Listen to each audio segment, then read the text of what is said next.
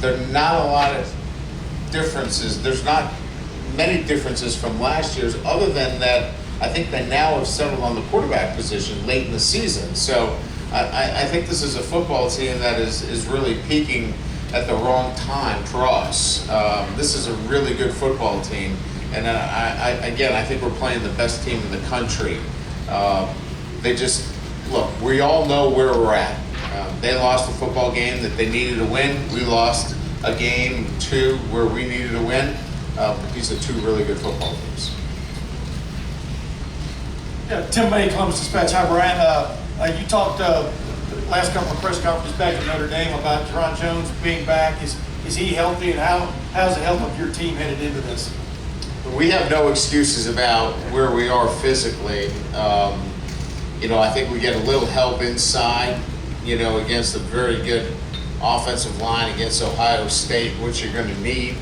But as I said, arguably this is the best team in the country that we're playing. Look, we all know how this goes. You got to win your games late, and they lost late. If they lose early, maybe they're playing for a national championship. But this is not much different than the team that played last year. Maybe they're a little bit better than last year's football team. They've decided on the quarterback. They've got a great running game, outstanding defense and special teams. So he's going to help us inside, and we need that help inside against Ohio State. Ari Wasserman, Cleveland.com, the Plain Dealer. Just wondering, Brian, did everybody make the trip? How's the health? How's just the update of the entire team as a whole? Yeah, everybody made the trip. We have no casualties relative to academics. All of our kids are here physically. I don't think we have any excuses relative to the physical capabilities of our football team. So all hands on deck, and we'll muster the guys that we've got and do the best we can against Ohio State. That sound like Luke Holtz? Was that pretty good?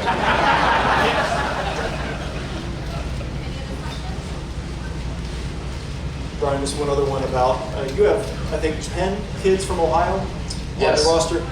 I just wondered, when this game was announced, how big a deal was this for them and their excitement to play this game?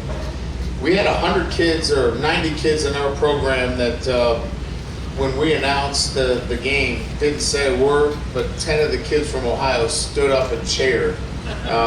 They were pretty excited about it. Certainly, you can understand the passions of players that are at Notre Dame that are from the state of Ohio that have that passion for wanting to play Ohio State. Look, these are two Midwestern teams. I have a lot of coaches that were on staff at Notre Dame that are at Ohio State. We know each other very well. A lot of the kids that we've recruited are at Ohio State or vice versa. So secretly, whether they stood up and cheered or not, these kids are excited about playing this football game. And you won't have to worry about the attitudes or the excitement or the want to that most bowl games need, having to go into these games. These kids want to play against each other. It'll be a spirited contest.